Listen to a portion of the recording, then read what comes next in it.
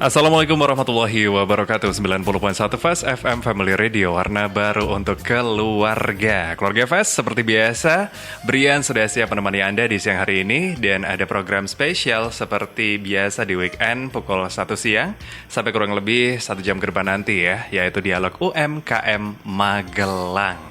Nah, kali ini tema kita adalah sukses dari indahnya kaligrafi. Wah, sudah jelas banget ya. Nanti kita bakal bahas tentang apa nih keluarga Fast dengan tema yang satu ini. Dan seperti biasa, saya tidak sendirian untuk siang hari ini. Keluarga Fast sudah hadir di studio Radio Fast FM. Ada Bapak Holilur Rahman dan juga Bapak Imam Nawawi. Bapak Rohman ini atau Mas Maman, biasa kita panggil sebagai Direktur Lembu Wikarta. Selamat siang, Assalamualaikum.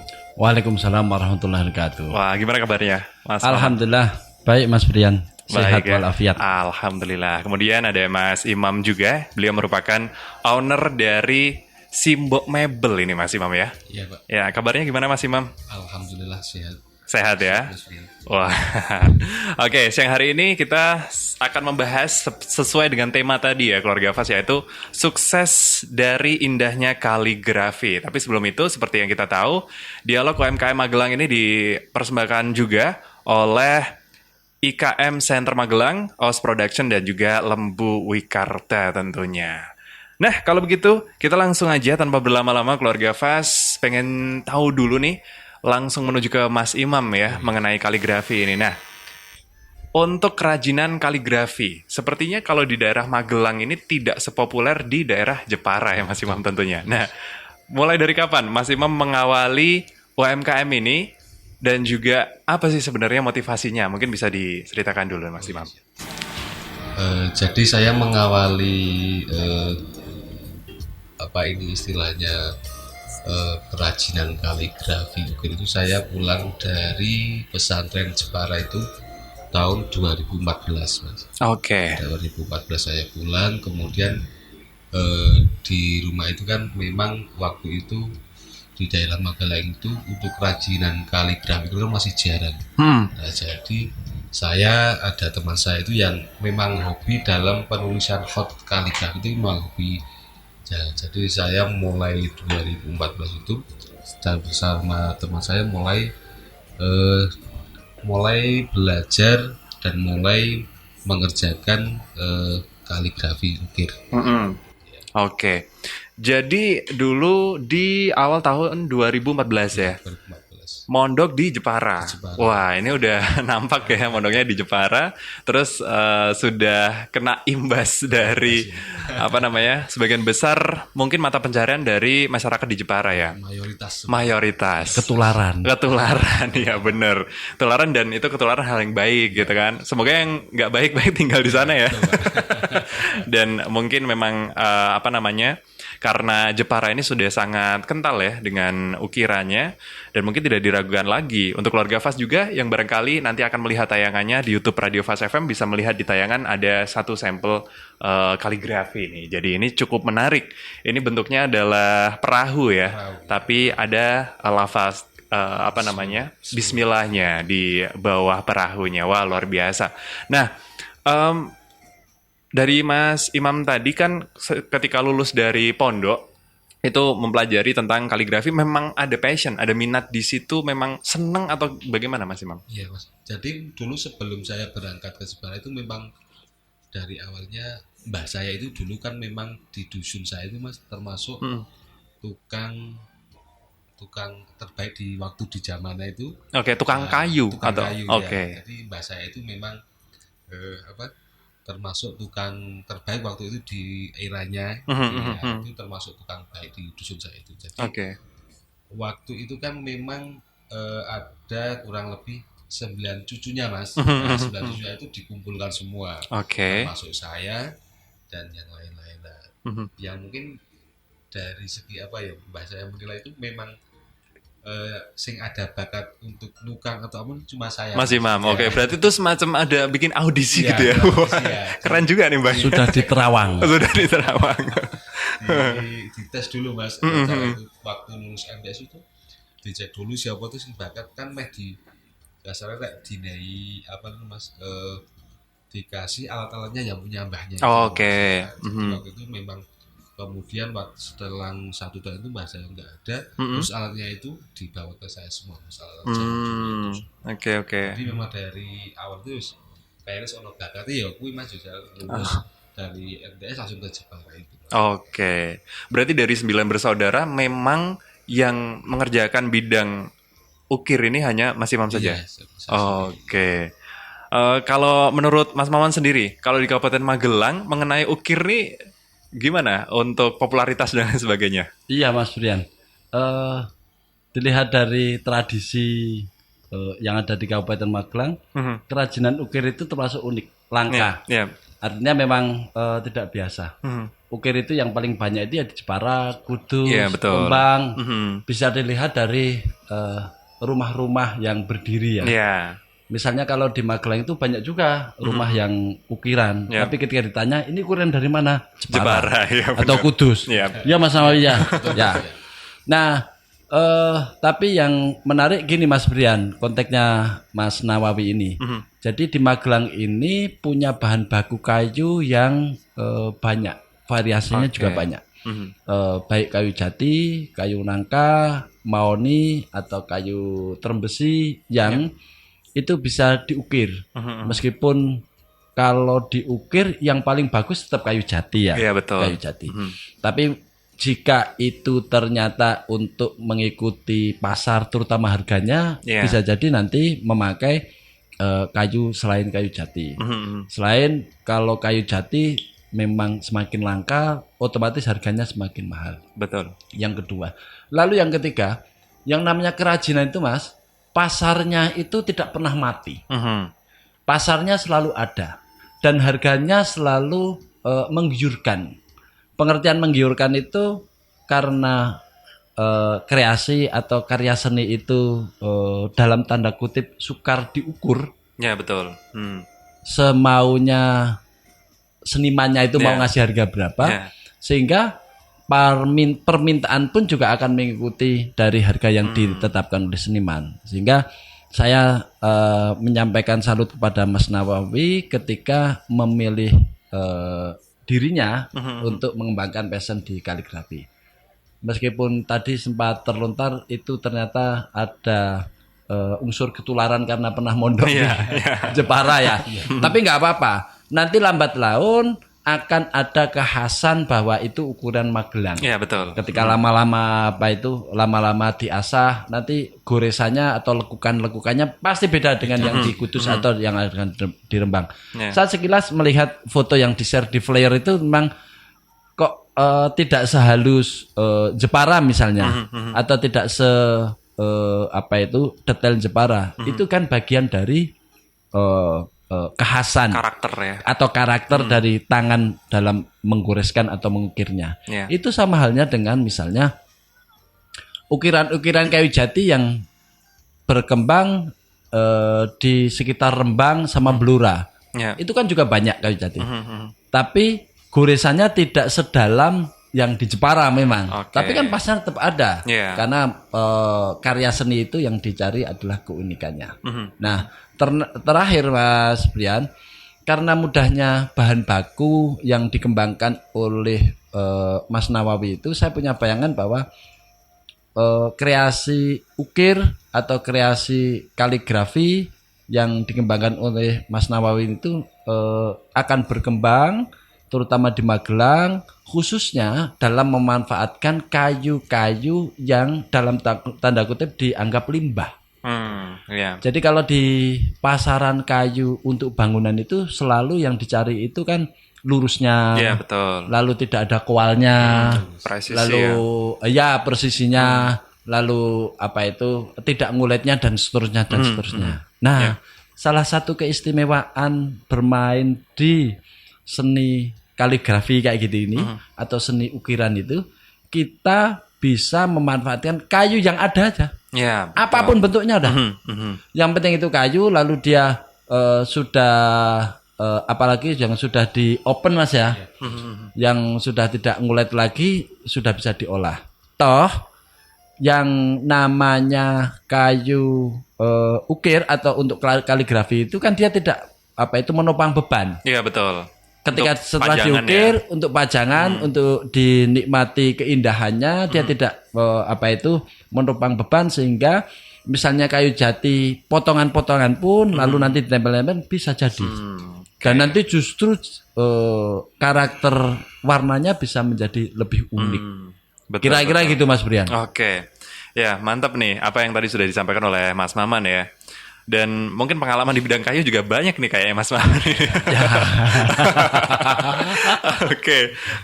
Jadi luar biasa nih Mas Imam. Saya sepakat sama tadi yang sudah disampaikan oleh Mas Maman bahwa di Magelang bisa dibilang untuk kerajinan kayu sepertinya popularitasnya belum begitu tinggi ya Mas Maman. Dan ini mungkin bisa menjadi pintu yang cukup menarik ini untuk Mas Imam nanti bisa memulai bisnis ini. Bahkan tidak sebagai pebisnis saja, tapi mungkin bisa sebagai pegiat juga ya, Mas Maman ya? Betul. Gitu, jadi di Magelang barangkali ada beberapa yang pengen juga, kayaknya seru nih. Nah, mungkin dari pengalaman Mas Imam yang tadi sudah dari 2014, berarti sudah sekitar 10 tahun ya, kayak membuat ukiran ini. Kalau tadi yang disampaikan oleh Mas Maman itu kan dari berbagai kayu ya, tentunya bisa. Nah, dari karya Mas Imam sendiri, kayu apa yang digunakan ini? Dari saya itu kebanyakan kayu jati, Mas. Kayu jati, oke. Kalau misalnya menggunakan selain kayu jati, kira-kira gimana? Bisa, mungkin kayu mahoni bisa, kayu sono keling, kayu nangka itu bisa, Mas. Tapi untuk cara ini kemudahan atau apa itu paling mudah kayu jati, Mas. Oke, itu kemudahan ketika mengukirnya. Ketika mengukir, geraji ataupun bobok itu kan namanya bisa ukiran di bolong itu kan namanya bobok tuh Mas. Iya. Bobok itu mungkin paling mudah sembarang kayu ya cuma kayu jati. Karena kekuatannya ya mungkin ya, atau apanya Mas? Karena kata ini ke renyah gitu loh Mas. Oke, teksturnya ya. Kayu nongko kan keras. Mulet-mulet gitu loh Mas. Iya. Berarti dia posisinya paling konsisten ya kayu jati sehingga lebih mudah untuk dibentuk. Oke, meskipun Mas Imam sendiri juga pernah menggunakan kayu yang lain. Pernah satu kali itu menggunakan kayu mahoni, tapi jangka waktu 5 sampai 6 tahun kan kebanyakan walaupun kayu itu dasarannya cara tadi ya us galeh itu kan tetap waktu ke waktu kan dimakan itu loh. Bubuk atau bubukan ya. Gitu. Bubukan bahasa Indonesianya apa? Ngengat ya? Dimakan ngengat ya. Oke, jadi memang kualitas terbaik dan mudah cara pengukirannya adalah kayu jati. Otomatis dari harga juga lumayan tinggi ya Mas Imam. Nah, kalau untuk pangsa pasarnya bagaimana di Magelang? Di Magelang itu yang mungkin yang paling termasuk mungkin banyak peminat itu lambang Nahdlatul Ulama NU itu Mas. Oke. Memang mayoritas sebagian besar itu kan mungkin di Magelang kan lebih banyak warga Nahdlatul Ulama. Ya, mayoritas ya. Karena yang pesan logo Nahdlatul Ulama. Mungkin kan ada dua jenis Mas. Jadi kaligrafi itu ada yang model lemahan sama yang model bobokan. Bobokan itu kan dilubangi seperti itu lah model bobokan. Tapi yang lemahan itu kan diambil setengah kayunya tapi masih kasarannya gitu. Ya, dalam lagi diambil cuma sebagian tapi masih ada dasarnya. Oke. Tanpa berlubang ya. Istilahnya lemahan. Oke. Tapi itu memang di dunia ukir istilahnya lemahan gitu. Oke. Oke. Ya. Nah, harganya mungkin lebih mahal yang lemahan soalnya kan. Malah justru yang lemahan. Kalau tingkat kesulitannya gimana, Mas Nawawi? Mungkin kan dari segi bobokan kan pakai geraji tuh Pak. Pakai geraji mungkin waktunya ya lebih cepat. Tapi nek lemahan kan pakai profil Mas. Jadi dari dikit itu mulainya. Jadi lebih lama mungkin cara misal kaligrafi Nahdlatul Ulama itu mungkin cara misal bobokan itu mungkin waktu 2 sampai 3 hari sudah selesai. Mungkin ya lemahan sampai 4 sampai 1 minggu lah baru selesai. Dan itu ada resiko nanti terlalu dalam terus bolong ya. Betul. Pernah seperti itu? pernah masalah tapi juga akhirnya ya tuh di dempul sama Wah, ini sebenarnya rahasia pabrik ini ya. Pakai LT ku selesai tuh Mas. Oke, iya sih. Iya. Wah, ini luar biasa ya. Jadi memang butuh kehati-hatian dan tentunya mungkin passion tadi ya Mas Maman yang disampaikan sudah diaudisi dari beberapa saudara-saudara. Jadi gini Mas Brian. Selain kita punya bahan baku yang sangat melimpah di Kabupaten Magelang, lalu yang kedua di Kabupaten Magelang ini tukang kayu itu sangat banyak. Hampir di tiap dusun itu ada 2-3 kelompok tukang kayu yang memang sehari-harinya dia bekerjanya itu mengolah kayu, bikin kusen atau bikin mebel, pintu, jendela dan seterusnya. Kalau disederhanakan tukang kayu di Magelang itu kan ada 2. Satu tukang kayu yang khusus bikin kusen, jendela, pintu dan seterusnya untuk bangunan rumah. Lalu yang kedua itu mebeler. Mebeler itu berarti isinya rumah ya. Kursi, meja, lemari dan seterusnya. Dan masing-masing itu memang pesnya di situ. Jarang ada tukang kayu yang dua-duanya nggarap. Kalau sesekali ya. Tapi passionnya kalau memang mebel ya dia spesialis nggarapnya mebel terus. Kalau yang passionnya di kusen perkusenan ya itu terus dan seterusnya. Nah, kalau untuk dikembangkan sebagai produk kerajinan itu adalah bahan baku kekaryaan atau keseharian yang bisa digeser untuk memperkembangkan. Kira-kira gini Mas, tukang kayu itu adalah pekerjaan harian. Katakanlah pagi sampai sore. Begitu juga yang tukang kayu mebel. Nah, untuk kerajinan itu kan di sela-sela senggang, di luar waktu kerja kan bisa dikerjakan. Betul. Nah, konteksnya adalah bagaimana para tukang kayu ini nalar seninya atau kemampuan seninya itu diasah, dikembangkan. Sehingga dia punya penghasilan tambahan yang tidak mengganggu penghasilan utamanya. Misalnya saya mencurigai Mas Nawawi itu di luar bikin kaligrafi, beliau juga bikin kusen. Saya mencurigainya begitu. Kayaknya sih iya. Yang kita kabarkan ke kita di Fast FM yang kaligrafinya. Tapi beliau saya mencurigai bahwa juga menerima pesanan kusen, lemari atau sembarangan kan kira-kira gitu. Karena basis utamanya mereka yang bergelut seniman kayu itu memang di sana. Misalnya teknik menggergaji, lalu teknik menatah, membobok itu ya. Lalu teknik masah. Kalau basisnya itu bukan dari tukang kayu, agak sulit langsung langsung ke kaligrafi atau ke seni yang neritik kecil-kecil kayak gitu. Mungkin secara teori digambar bisa. Nah, ketika prakteknya karena ketika belajar pertama kali kan menggergaji dengan bahan yang gede-gede. Jadi dia tidak ada kekhawatiran meleset. Kalau meleset nggak kelihatan. Begitu juga ketika menatah barang-barang gede, meleset sedikit itu nggak kelihatan. Coba kalau barang yang kecil kayak gini. Meleset 1 mili aja kelihatan. Betul. Nah, poinnya adalah gini Mas Brian. Jadi bagaimana potensi yang ada di Kabupaten Magelang yang para tukang kayu itu sudah punya pekerjaan harian dari pagi sampai sore, di sela-sela waktu bisa dikembangkan dengan ya neritik utik-utik yang kecil-kecil kayak gitu itu. Betul. Mungkin 1-2 tahun memang dalam tanda kutip belum ada nilainya. Tapi begitu dia sudah jadi 5 atau 10 tahun ketika ada orang menaksir, seniman bisa bergaya. Ini berapa Pak? Minta berapa Pak? Wah, nek ora 10 juta ora ya. Kira-kira kan gitu. Oke. Iya, betul juga.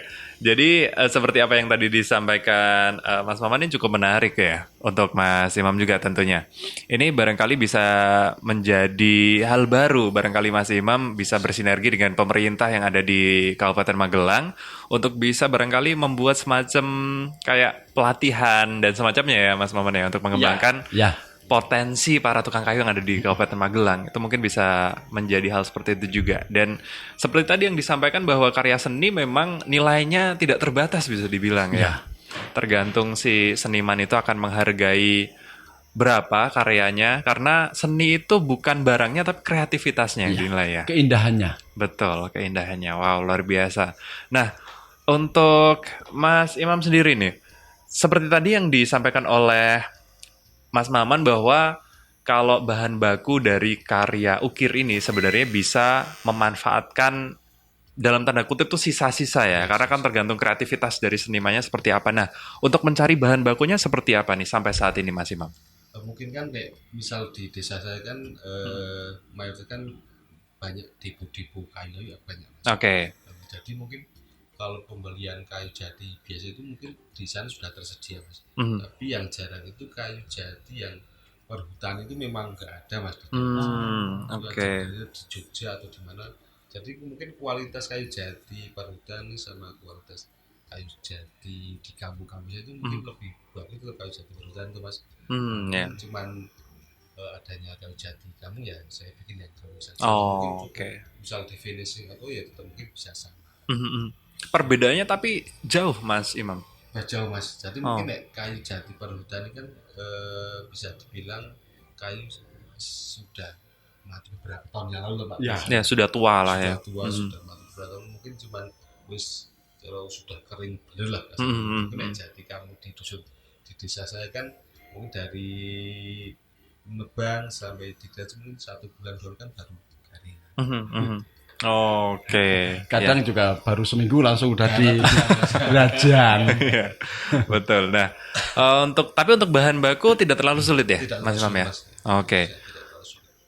Sampai saat ini banyak gak barang-barang yang di stok di rumah gitu Mas Imam? Atau by order aja? Enggak ada mas, ada beberapa yang mungkin saya stok beberapa kaligrafi ya. Kita di rumah ada 10 sampai 12 kaligrafi. Oke. Misal ya itu yang tadi sudah dibilang Pak Man, Pak Garap yang lain ya mungkin isinya seperti itu. Oke. Jadi memang di luar kaligrafi tentunya mengerjakan produk-produk kayu yang lain. Oke. Contohnya apa yang pernah dibikin Mas Imam? Ya termasuk kusen, pintu, jendela, lemari, kitchen set ataupun sembarang bisa mas. Oke. Berarti memang basicnya dari situ ya. Barang yang gede-gede dulu, presisi dulu, terus dari situ semakin dibikin berliuk-liuk gitu ya. Oke. Kuncinya gini Mas Brian. Kalau ada tukang kayu bisa bikin kaligrafi yang kecil nyelkunik kayak gini nih. Berarti dia akan mudah dan serba bisa untuk bikin produk kayu yang besar. Lemari, kursi, jendela, kusen. Berarti itu malah lebih mudah. Oh iya benar-benar. Oke, artinya sudah next level lah ya. Oke, luar biasa nih. Kalau untuk pembuatannya sendiri, Mas Imam, apakah hanya sendirian atau ada teman yang membantu? Ada teman yang membantu, Mas. Oke. Kalau produksi untuk kreasi ukir ini kan beraneka ragam ya. Artinya dari tingkat kesulitan, dari ukurannya dan lain sebagainya. Nah, Mas Imam dalam mematok harga atau menghargai karya ukirannya tuh gimana? Rumusnya Mas Imam? Rumusnya itu gini Mas. Jadi misal taruhlah kita buat kaligrafi lambang NU Mas. Kan ada dua sudah tadi saya ceritakan ada 2 model yang termasuk bukuan sama lemari Mas. Jadi mungkin biasanya kan untuk ukuran standar itu sekitar ukuran 70 kali 120, 60 kali 110. Jadi mungkin rumus saya misal ngasih harga patok diukur dari pertama bahan berapa dulu Mas, bahan baku itu kan biasanya kan satu logo NU mungkin membutuhkan 3 lembar sampai 4 lembar bahan kayu jati. Bahan kayu jati papan Mas. Papan ya. Yang 3 cm atau 2 cm? 2 kali 2 cm. 2 cm. Yang tebalan 2 cm ya. Mungkin di dusun saya ya di desa saya sekitar 100.000 satu lembar Mas. 100.000 satu lembar mungkin habis 4 lembar katakanlah 400.000. Mungkin nanti pekerjaan 2 sampai 4 hari ya pokoknya Mas. Mungkin nanti dihitung dari beberapa hari pekerjaan mungkin juga nanti terakhir itu finishing sama kreativitas mungkin yang mungkin misal biasanya itu 60 kali 120 saya pakai harga 1.500.000, Oke. 1.200.000, mungkin yang lemahan itu sampai 1,7 sampai 2 juta Mas. Oke. Jadi memang dari bahan bakunya bisa dibilang pasar menengah ke atas ya kalau untuk kaligrafi ya. Oke. Nah, kalau dari selama ini ya, konsumen yang sudah menghampiri Mas Imam sendiri, apakah memang dari Magelang atau mayoritas dari mana biasanya? Saya itu kadang ada teman saya yang online di Mas pasar, Oke. di Facebook, di Berarti IG. sudah mulai online juga ya? Sudah mulai ada yang dulu pernah dari Jakarta, dari Jogja, Magelang, ya sudah banyak. Oke, berarti memang pangsa pasarnya sudah cukup luas ya? Oke. Tapi masih di dalam negeri, kalau keluar masih belum ya? Belum. Oke, ya mungkin nanti next ya Mas Imam ya. Oke, kita sudah membahas cukup banyak berkaitan apa yang sudah dilakukan oleh Mas Imam berkaitan dengan kerajinan kaligrafi nih keluarga Fas dan juga Mas Maman ini. Nah nanti kita akan lanjut lagi keluarga Fas setelah jeda yang berikut ini. Tetap stay tune di Dialog UMKM Magelang.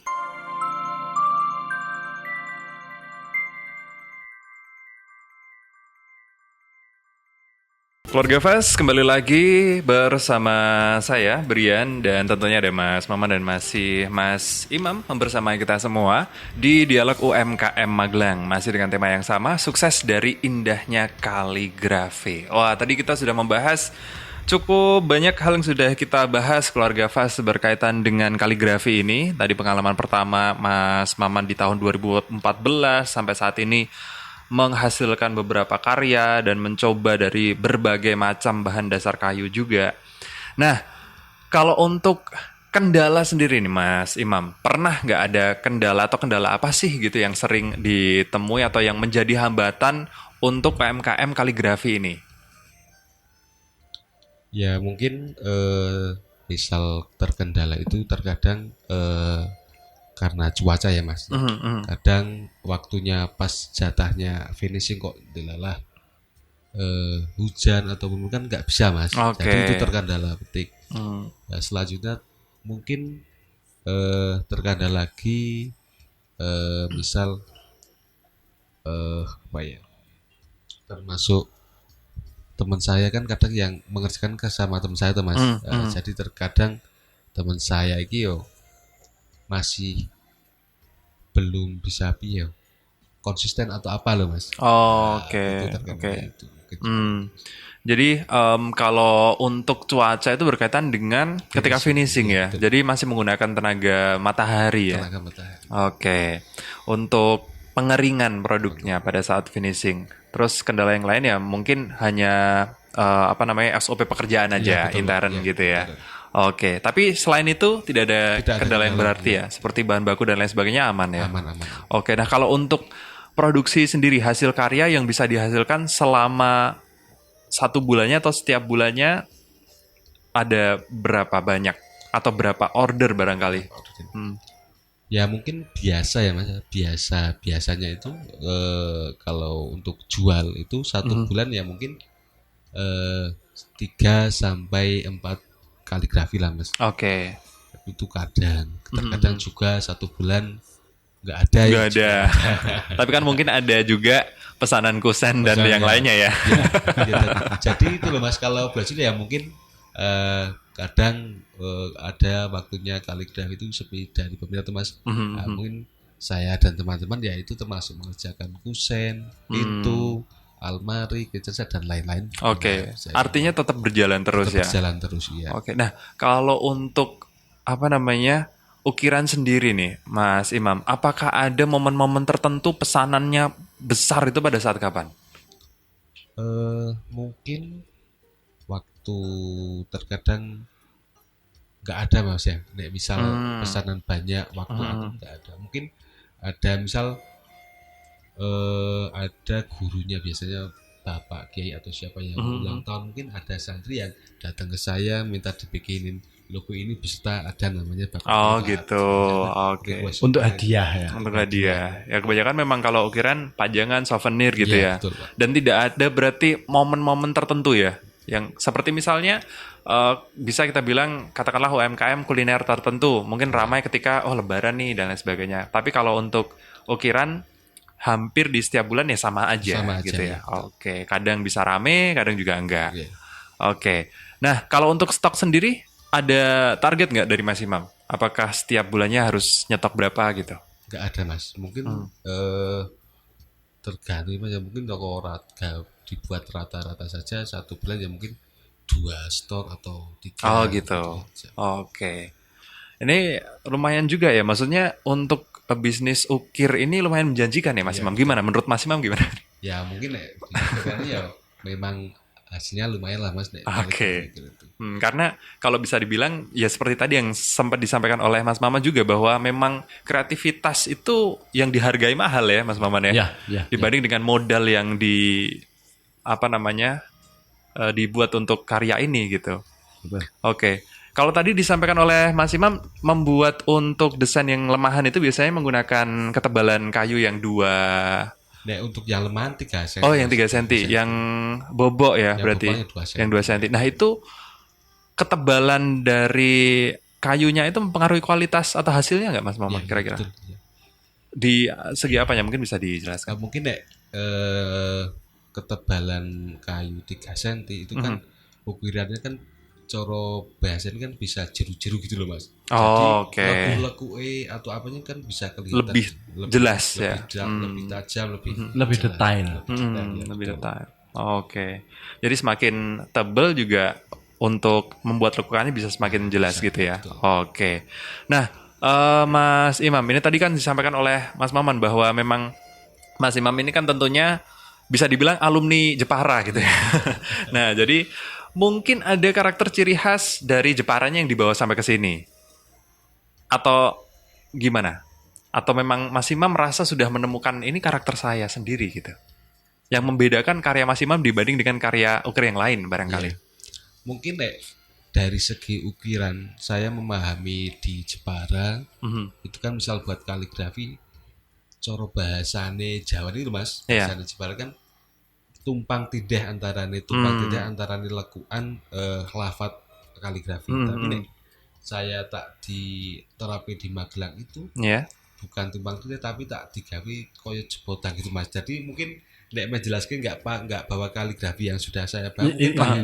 Ini di bawah. Nggak apa-apa. Barangkali nanti di ada YouTube kelihatan kan. Oh iya. Ada. Bedanya apa ini? Jadi mungkin di Jepara kan kebanyakan kan tumpang tindih Pak. Jadi antara huruf sama huruf yang di sampingnya kan biasanya tumpang tindih. Jadi khusus punya saya itu tak dibuat petuk di tengah-tengah gitu loh Mas. Oh ya. Jadi ya. masuk bukan di atas tapi di tengah-tengah huruf itu baru kasih. Oh jadi spasi antar huruf tuh benar-benar rapet nempel. Terus semacam gabung lah antara satu huruf dengan huruf yang lain, tapi betul. Tidak tumpang tindih. Sementara kalau Jepara numpang. Okay. Jadi sudah nampak nih keluarga Fas ternyata memang ada perbedaannya dan ini barangkali kalau menurut Mas Imam sendiri teknik seperti ini memang kekhasan dari Mas Imam. Artinya pengukir yang lain barangkali tidak membuat yang seperti itu. Tidak membuat yang seperti itu. Oke. Jadi itu Mas Maman mungkin Mas Imam sudah menunjukkan karakteristiknya gitu dan ini mungkin bisa dikembangkan dan bisa menjadi kekhasan ukiran Magelang ya Mas Imam barangkali. Jadi kalau saya boleh menambahi salah satu perbedaan di luar Jepara itu adalah sistem bobok kayak gini nih. Yang paling sering digunakan itu ketika mengukir lalu berlubang itu memang dari daerah utara. Sementara ukiran-ukiran yang dari daerah tengah itu jarang. Karena mungkin ya dulunya itu para seniman-senimannya itu memang betul-betul mengisi waktu luang daripada ini ada papan yang daripada polos dilujur gitu, lalu dikasih ukiran atau ornamen. Itu semata-mata supaya itu ada kembang-kembangannya gitu dan tidak mengharuskan itu harus detail. Kalau kita melihat beberapa ukiran yang dari Rembang, Blora, Bojonegoro, lalu sampai di Cepu sampai Tuban itu jarang. Meskipun ada yang dibobok itu belakangan aja. Tapi kalau kita mencari ukiran-ukiran yang lama, yang kuno, itu memang jarang. Pada umumnya ya seperti yang tadi diceritakan itu lebih banyak yang lemahan, kira-kira gitu. Tapi kalau yang ukiran Kudus sama Jepara, memang sejak dulu itu memang banyak yang bobokan. Nah, yang saya kadang mikir teknologi waktu itu apa yang digunakan? Apakah semata-mata bobok itu hanya melulu pakai apa namanya tata. Tanpa pakai gergaji? Betapa rumitnya waktu itu dan betapa tangannya itu memang sangat terampil. Betul. Kalau bobok di zaman sekarang kan sangat enak, pakai gergaji yang apa itu kecil itu gergaji besi, tinggal kita papanya digerak-gerakkannya, langsung dia bisa bobok sendiri. Kira-kira gitu Mas Brian. Menarik ya. Jadi memang sudah memiliki karakter atau kekhasan. Nah, biar lebih khas Magelang lagi, barangkali bisa motifnya gedok ya, Mas Imam. Nah, itu Magelang banget. Nah, kalau Mas Imam sendiri melihat sekarang kan perkembangan teknologi sangat pesat ya Mas Imam ya. Digitalisasi itu sangat masif. Nah, kalau Mas Imam melihat UMKM seperti ini itu kedepannya akan seperti apa? Akan bertahan lama nggak kira-kira? Ya mungkin menurut saya karena itu termasuk seni ataupun ya mungkin beberapa tahun mungkin tidak bisalah kasarnya, misal hari ini tidak bisa naik seperti yang di awal zaman dulu gitu ya. Tapi saya konsisten tetap suatu saat ya mungkin tetap ada nilai plus-plusnya. Karena barangkali di tengah modernisasi malah justru mungkin bisa menjadi hal yang unik ya Mas Maman ya. Untuk seni ukir ini. Salah satu keunikannya dan menjadi istimewanya itu gini Mas Brian. Kira-kira ya, ini apa itu sebagai background. Jadi orang-orang desa itu punya keseharian yang sangat agraris. Agraris itu adalah perkebunan atau pertanian. Kalau di tradisi nelayan agak berbeda ya. Kenapa berbeda? Karena kalau nelayan itu berangkat ke laut kan berhari-hari. Sementara kalau tradisi agraris itu kan hanya siang dan malam. Siang di kebun atau di sawah, malam di rumah, sore atau malam di rumah. Jadi kira-kira gini, banyak hasil kreasi atau kerajinan masyarakat itu dibikin atau dikerjakan di sela-sela waktu pekerjaan utamanya tadi. Terutama di wilayah-wilayah Magelang atau daerah Jawa bagian tengah itu, mereka kan kental agrarisnya. Nah, ketika mereka ada waktu luang, banyak sekali karya seni yang dihasilkan. Yang belakangan menjadi bagian dari kehidupan kita. Ada centong, ada tenggok, ada entik, ada kalu dan seterusnya, atau anyaman-anyaman kayak gitu itu. Dulunya itu kan pekerjaan para petani ketika mereka mengisi waktu senggang. Kalau siang atau ketika banyak pekerjaan di sawah, ya mereka tidak mengerjakan. Nah, lalu di kemudian hari ternyata berkembang banyak sekali anak-anak petani atau penerusnya yang full profesinya aja sebagai penganyam. Nah, itu kan mungkin perkembangan waktu karena lahan pertanian semakin menyusut. Betul. Itu yang pertama. Lalu yang kedua, pengukir. Misalnya di lereng Merbabu, lereng Merapi, lalu lereng Sumbing, itu kan banyak seniman pengukir bikin apa itu? Topeng. Yang basisnya adalah kayu. Dan itu lebih mudah lagi karena kalau topeng tidak membutuhkan harus kayu jati. Betul. Mereka berat itu, juga soalnya. Mahal. Kalau topeng kan tebal dan lebih lebar. Betul. Cari bahannya kan kalau sekarang susah. Nah, mereka itu kan melakukan kreasi seni itu kan di luar pekerjaan utama mereka. Nah, tapi banyak yang kreatif, lalu karya seni mereka dikumpulkan sehingga ketika sudah banyak maka ditawarkan kepada kolektor. Oke. Nah, disitulah letak nilainya. Ketika dia jual bijian 1, 2 kayak gitu itu harganya pasti murah. Oh, ketika dijual hanya jual satuan. Tapi ketika dia sudah punya koleksi, katakanlah topeng 50 atau 100, dia bisa punya bargain. Iya, betul. Kalau dijual bijian katakanlah 100.000, tapi ketika sudah mengumpul 100, dia justru bisa menjual satu bijinya 200.000 atau 300.000. Oke, ada value-nya ya. Betul. Itu berbalikan dengan konsep grosir ya.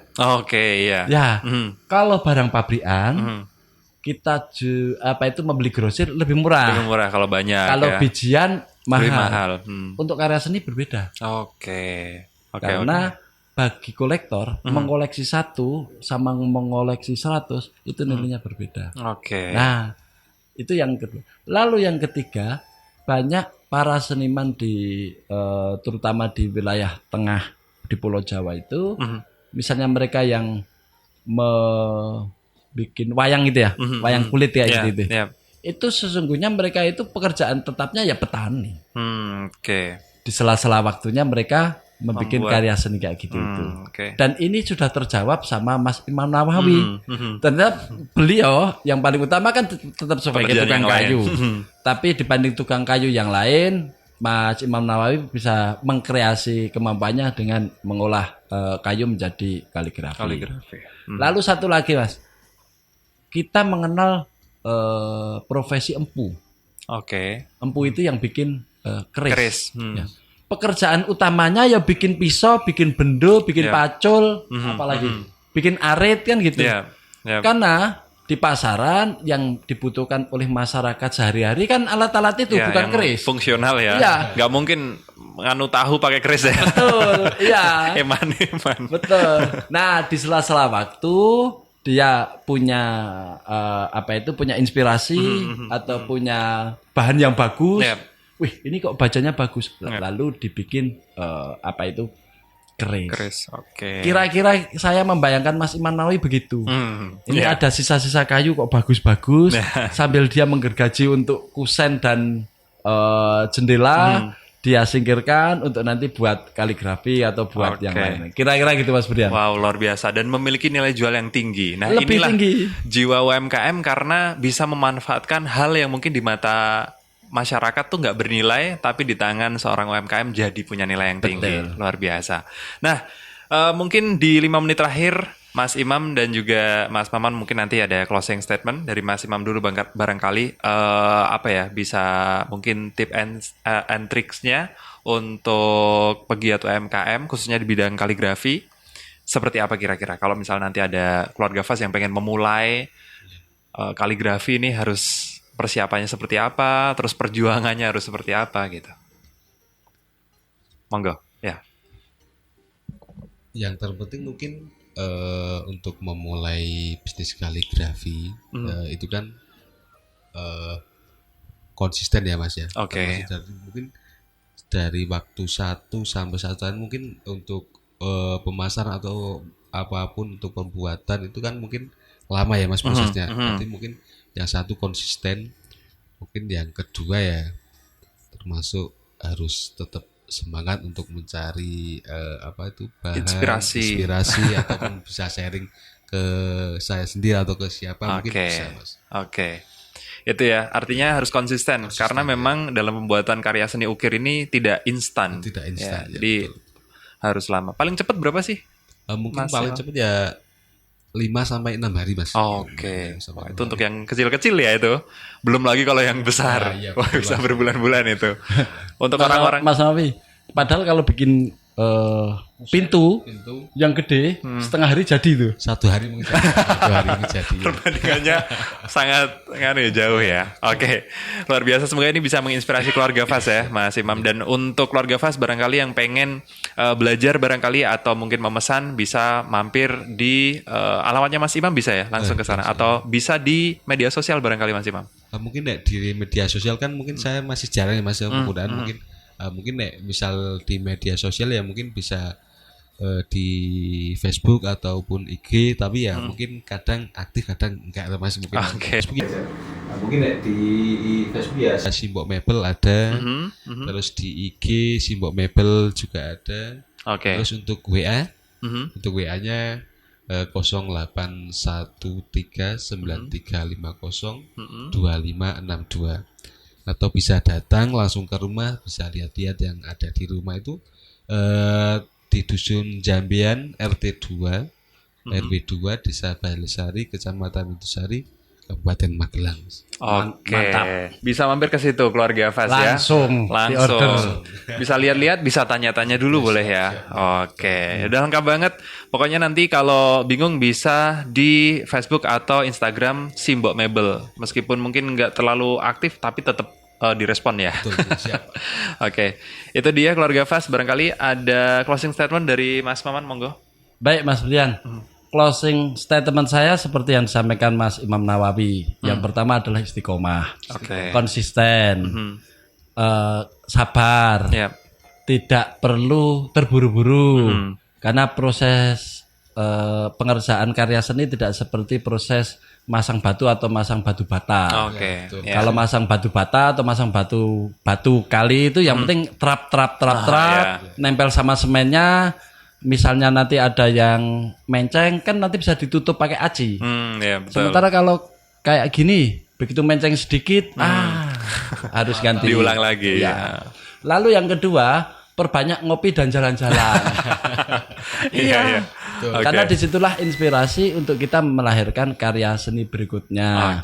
Kalau ada teman, perbanyak ngobrol, perbanyak sharing, perbanyak silaturahim, dan juga inspirasi itu tidak bisa kulak, Mas, dan tidak ada yang jual. Betul. Salah satu jalan terbaik bagaimana inspirasi itu hadir, ya memang banyak silaturahim dan jalan-jalan dan ngopinya itu. Kira-kira itu, betul. Mas Brian. Mantep banget. Jadi memang harus konsisten sebagai pegiat kaligrafi atau seni ukir ini, dan jangan lupa untuk selalu jalan-jalan dan ngopi ya, Mas Imam. Itu dia keluarga Fas, semoga bisa menjadi inspirasi Anda tentunya, dan bisa dibeli karya-karya dari Mas Imam ini. Begitu, kurang lebihnya kami mohon maaf, dan usai sudah dialog UMKM Magelang pada siang hari ini yang dipersembahkan oleh IKM Center Magelang, OS Production, dan juga Lembu Wikarta. Terima kasih untuk Mas Imam sudah hadir. Mas Maman, terima kasih kedatangannya, sudah mendampingi saya untuk dialog di siang hari ini. Kami undur diri keluarga Fas. Wassalamualaikum warahmatullahi wabarakatuh. Waalaikumsalam warahmatullahi wabarakatuh.